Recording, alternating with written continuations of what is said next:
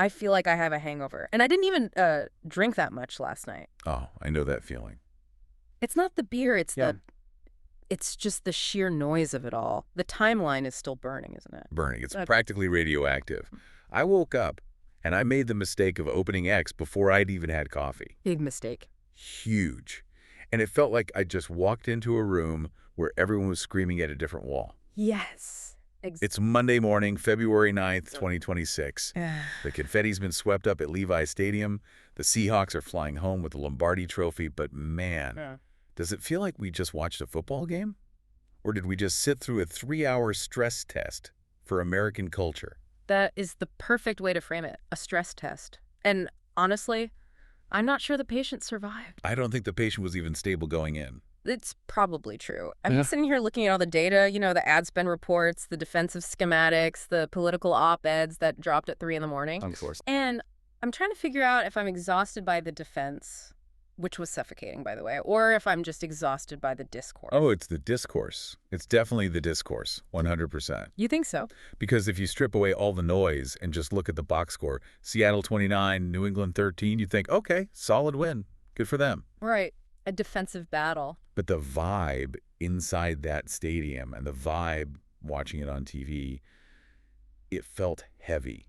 It felt like a historic shift was happening, and half the audience was just bored by it. And the other half was angry at it. Exactly. There was no middle ground. You were either bored or you were furious. Bored is an understatement for the casual fan. I was looking at the real-time engagement metrics during the game. Well, this should be good. By the third quarter, when Seattle was just grinding the clock, just running Kenneth Walker over and over, people were actively angry that there weren't more touchdowns. They want the 50-yard bombs. They want the fantasy points. They want the dopamine hit. But see, that's the fascinating disconnect for our deep dive today. You have this massive cultural event, the Super Bowl, which is supposed to be the one thing that unites us, the last campfire, right? The campfire where we all hold hands and sing Kumbaya, please. Okay.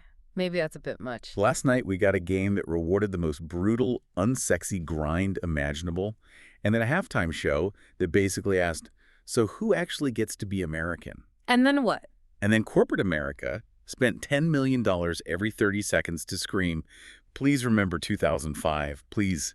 Wasn't it nice then? That's a perfect summary. So we have to unpack this, because this deep dive isn't really about the X's and O's of the Seahawks winning, though we have to give them their flowers. We do.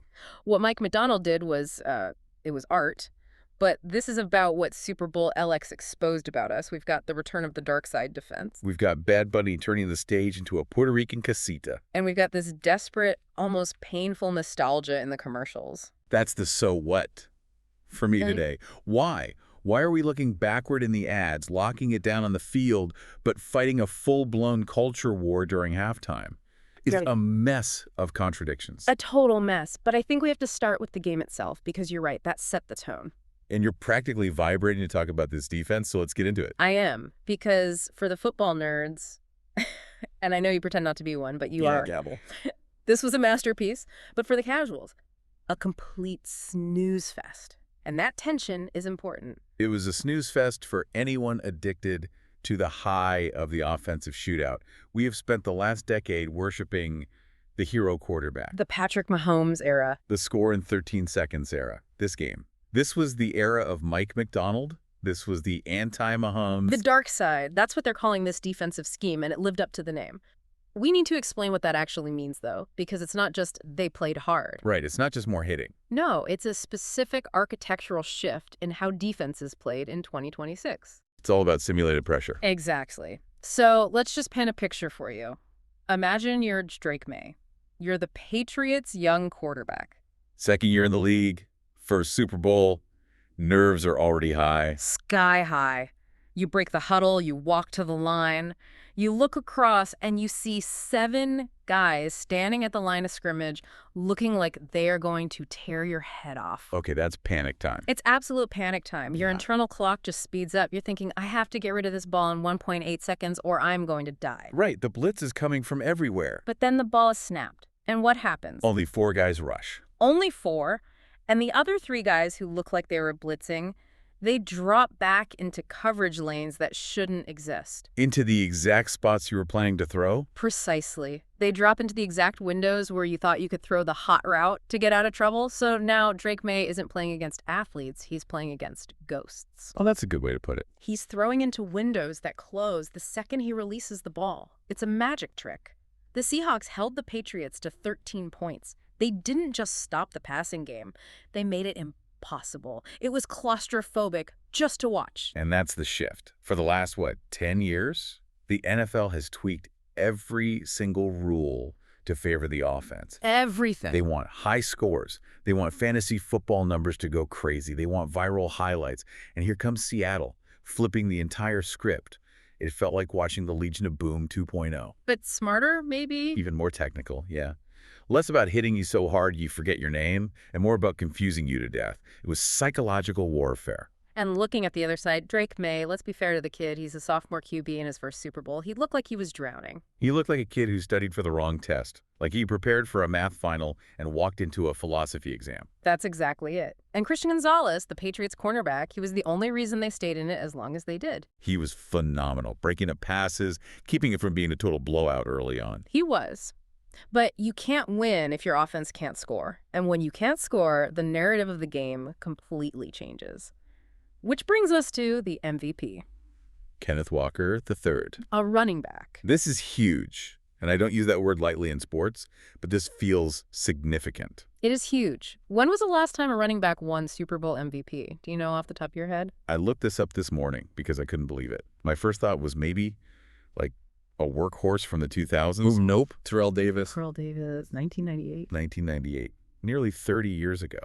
I mean, think about that. We have spent 3 decades convincing ourselves that the quarterback is the only person who matters on the field. The QB gets the money, the fame, the commercials, the MVP trophy. It's the law. And then last night happened. And it feels like the universe course-correcting a little bit. Walker ran for 135 yards. He was the engine. He was the entire offense. But here's the question I have for you. Do you think he won it because he was truly transcendent? Or because the game was so grounded, so defensive, that they just couldn't give it to anyone else? I think it's a little bit of column A, a little bit of column B. Okay. He was absolutely the most valuable player for Seattle, no question. Right. But I also think it signals something deeper about where we are culturally with sports. We might be moving away from flash. The hero ball era might be taking a nap. It might be. Walker won because he was consistent. He was reliable. In a world and in a game that felt chaotic and high pressure, he just kept moving the chains. 4 yards at a time. He was the grind. 135 yards isn't a highlight reel. It's a day's work. It's punching the clock. It's blue-collar efficiency. And speaking of efficiency, Mm-hmm. we have to talk about the elephant in the room. The man holding the trophy. Size. Oh, God, do we have to? We have to. Sam Darnold. I still can't believe we're saying the sentence Super Bowl champion quarterback Sam Darnold. It doesn't sound real. It sounds like a glitch in the simulation. I remember when he was on the Jets saying he was seeing ghosts. We all do. It was a meme for years. And that's why I kind of love this narrative, even though I rolled my eyes at it all season. Explain that. Why do you love it? Think about the redemption arc here. He wasn't the star. He wasn't the hero. He didn't have to be. He just had to not lose the game. He was a game manager, a term that used to be an insult. It was the ultimate insult. But he managed the game perfectly. And that is the absolute antithesis of modern sports media. We want our stars to be superheroes. You want Mahomes making no-look passes. We want Josh Allen hurdling linebackers. We want drama, and Darnold was just competent. He was a manager. And in 2026, maybe competence is the new brilliance. That's a very generous way to put it. I think it's more that the system, that Darkside defense and Kenneth Walker's running, it protected him. Well, yeah, but you know what? Fair play to him. He survived the New York media market, which is a meat grinder. He survived getting benched, and now he has a ring. Good for him. It's a lesson in coaching and system over just raw, unadulterated talent. Okay, I think we've given the football nerds their due. Let's pivot. Because while the dark side was winning on the field, the other, maybe bigger, battle was happening during the commercial breaks. The corporate mirror. Or as I like to call it, the $10 million mistake. You're being harsh again. But let's look at the economics. $8 to $10 million for a 30-second spot. That's the price tag this year. Insane. When you see that number, does it make you sick or are you just numb to it by now? It makes me cynical. Okay. It really does. Especially when you sandwich a $10 million ad for chips or beer right next to an ad that's basically about the wealth gap. Did you see the Hims and Hers ad? The rich people live longer one, I saw people talking about it. It was jarring. You're sitting there watching a football game, eating wings, and suddenly the TV is telling you, hey, just so you know, rich people have access to better peptides and healthcare than you do. Wow. But here's a generic version so you maybe don't die as fast. Yeah. And then immediately after, it's Ben Stiller selling bananas for Instacart. The whiplash was intense. Okay, but let's talk about Ben Stiller, though. Right. Because that Instacart ad, I gotta admit, it got a chuckle out of me. He was with Benson Boone. The whole thing was kind of clever. It was fine. It was funny. I laughed. But look at the pattern. It wasn't just Stiller. No, it was absolutely everywhere. You had Ben Stiller doing a Zoolander-esque character. You had Ben Affleck, Matt Damon, and Tom Brady doing the whole Boston bro shtick for Duncan. The Dun Kings. Which, by the way, we've seen before. And then you had Jeff Goldblum and Laura Dern for Grubhub doing Jurassic Park bits. What do all of these have in common? They're all from 20 or even 30 years ago. Exactly. It's retromania. It's a full-scale retreat to safety. Corporate America is terrified of the present. The present is messy. The present is polarized. So what do they do? They pay millions and millions of dollars to bring back the faces and the characters that made us feel safe and comfortable in 2005. It's the advertising equivalent of comfort food. I see that. It's like, don't worry about the geopolitical crisis or the economy. Here's Ben Affleck in a ridiculous tracksuit. It's a warm blanket? It's an expensive, focus-grouped warm blanket. But there was a shift in the tech ads, too, that I found really interesting. Remember a few years ago, every other ad was for crypto or the metaverse. Or AI is going to change the world with all those scary robot voices. Yes. And this year, AI was, well, it was kind of boring. And I mean that in a strategic way. They're trying to domesticate it. Exactly. The Google ad, the Tesla ad, none of them were selling magic anymore. They were selling utilities. Here is how AI helps you write a better email to your boss. Here is how AI helps you park your giant car. They're trying to rebrand it. How so? They know people are freaked out by AI taking their jobs or deepfakes ruining the election, so they're rebranding it as your helpful little assistant. It's not Skynet, it's a toaster. It's just another appliance. It's the normalization phase. Don't be afraid, it's just here to help you parallel park. But not everything was safe. Oh. We have to talk about the cringe versus effective debate, and that starts with the Novartis ad. Oh, God, the tight end ad. I wanted to crawl under the couch. Come on. It was Rob Gronkowski and a bunch of other famous NFL tight ends telling men to relax their tight end for a prostate exam. It's a dad joke on a global scale. It was horrifying. I physically recoiled. My shoulders went up to my ears. It was so painfully on the nose. But I bet you every single man watching that game remembers it today. And that's the metric, right? I guess so. If the goal is awareness, then the cringe worked. It's effective precisely because it's so blunt. You can't miss the point when Gronk is winking at the camera about his tight end. It's blunt force trauma marketing. Speaking of blunt force, Liquid Death. Now, that was my speed, the exploding heads ad. Yeah, with some dark humor. Very dark. It started out looking like a standard cheesy medical infomercial and you're kind of zoning out, and then boom, a head just explodes. It definitely woke you up. It did. In a sea of nostalgia and safety and Ben Stiller, Liquid Death was one of the only brands that felt like it was actually taking a risk. Right. It treated the audience like we could handle a joke that wasn't just, hey, remember this movie from when you were in high school? And speaking of movies, there was one trailer that just stopped the room. At least it stopped the room I was in. The Adventures of Cliff Booth. I mean, I geeked out. I'm not going to lie. The pedigree on this thing. Quentin Tarantino writing. David Fincher directing. And Brad Pitt back as Cliff Booth. This is the crossover event of the century for film nerds.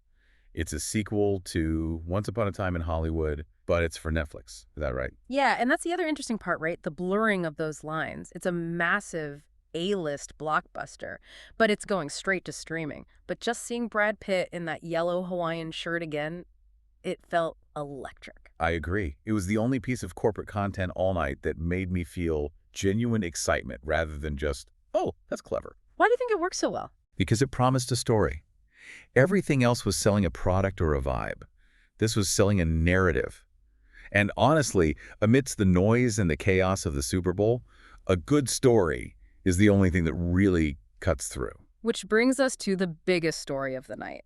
The story that I think we're going to be arguing about for weeks. The halftime show. Bad Bunny. Yep. 13 minutes. Almost entirely in Spanish. A cultural stress test, if I've ever seen one. It was visually stunning. I mean, like, let's just set the scene for you if you maybe missed it or were grabbing beer.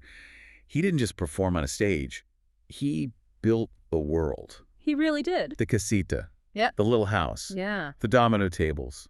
The taco stand on stage. The pavas, those straw hats the dancers were wearing. He basically transported a piece of Puerto Rico to Santa Clara, California. It wasn't a concert. It was a block party. And he brought guests, which is always a big deal. Lady Gaga coming out for Die With a Smile was a great moment. And Ricky Martin. The crowd went nuts for him. The energy was undeniable. I think even if you didn't know a single song, you felt the pulse, the rhythm. But here is where it gets fascinating and where it gets complicated. The symbolism. I was waiting for this. You have a knack for spotting this stuff, so break down the jersey for me. Okay, let's unpack the jersey. He comes out wearing this custom jersey, and on the back it says Ocasio 64. Right. Ocasio is his last name. But 64, what's that? Well, the simple answer is that it's likely a nod to 1964, which was his mother's birth year. It's personal. Okay. But knowing Bad Bunny, there are always layers. It's also tying into Puerto Rican history, looking back at the generations before him who built the culture he's now representing on the world's biggest stage. It's subtle, but it's there. So it's both personal and political. Exactly. But the real political heavy lifting was the song choice. The final big number, El Apagón. Which means the blackout. Yes. And for the average viewer, it's a banger. It's high energy, incredible rhythm. You can dance to it. But if you know the lyrics... It's a protest song. It is a straight-up protest song.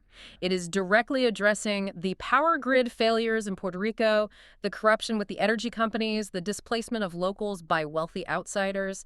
He is singing about the infrastructure collapsing on the biggest, most corporate infrastructure stage in the world. That is a punk rock move disguised as a pop spectacle. It's deeply subversive, I'll give him that. But did the audience get it, or did they just see a guy in a cool outfit jumping around? I think the finale made sure they got at least part of the message. The football spike. The football inscribed with, "Together we are America." That's the moment that broke the internet. Because in the U.S., America usually means one thing, the 50 states. But he's playing with the idea of a continental identity. Explain that. What do you mean by that? It's the argument that America isn't just the United States of America. It's the whole hemisphere, North, South, and Central America, the Caribbean. We are all Americans in the geographical sense of the word. So it's a direct challenge to the America First idea. It's a direct challenge to the rhetoric that implies America equals the USA exclusively.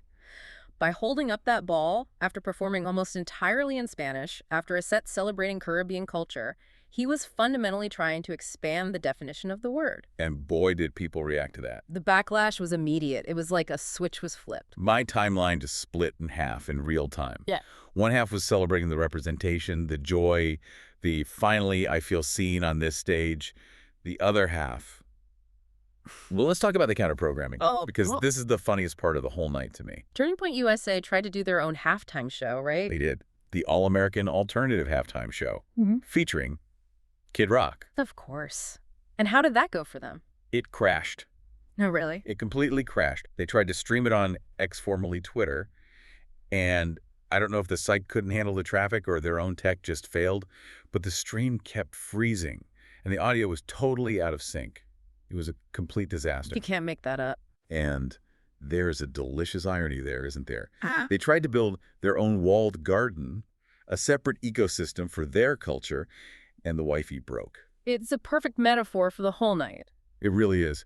You can try to segregate the culture, but if you don't have the infrastructure, you're just shouting into a broken microphone. And then, of course, you had the political responses. Donald Trump posting on Truth Social that the Bad Bunny show was terrible. And the usual speak English arguments started popping up everywhere. Which is predictable. It's just exhausting. I'm tired of the requirement to pick a side when I'm trying to watch a pop concert. It feels like we can't just have art anymore. We have to have statements. Well, Bad Bunny was clearly making a statement. He was. I'm not denying that. But the reaction treats it like it's an act of war. Why does hearing Spanish on television feel like a threat to so many people? What is so scary about that? I think because it signals a shift in power. It signals that the default isn't the only option anymore, and that makes people deeply uncomfortable. And that discomfort was in the air even before kickoff. It really was. We have to rewind to the pregame show. Green Day. Green Day playing American Idiot, a song from 2004. A song that was a direct protest of the Bush administration and the Iraq War. And here we are, 22 years later, and it feels depressingly relevant again. And Billie Joe Armstrong did not censor the F word. Nope. NBC muted it on the broadcast, obviously. They had to. But in the stadium, it was loud. It was clear. So what does that mean? Is that rebellion? I don't know. It feels like a punk band reminding everyone that rebellion is still marketable. Yeah? But does it change anything? Or is it just nostalgia for a time when we thought a 3-minute pop-punk song could actually stop a war? I think it set the mood for the whole evening. It was edgy, but it was approved, sanctioned edginess. But the anthems, that was where the tension really sat for me. You had Charlie Puth doing the Star-Spangled Banner. And he kept it simple. It was just him and a piano. No crazy vocal runs, no screaming. I really appreciated that. He didn't make it about him. He just sang the song, and he sang it well. He let it exist. He was respectful, but then you had Coco Jones, a fantastic singer, performing Lift Every Voice and Sing the Black National Anthem. And the predictable cycle of outrage started immediately. Like clockwork. You could set your watch to it. The comments just pour in. Why do we need 2 anthems? This is divisive. This is identity politics. Meanwhile, the performance itself was beautiful.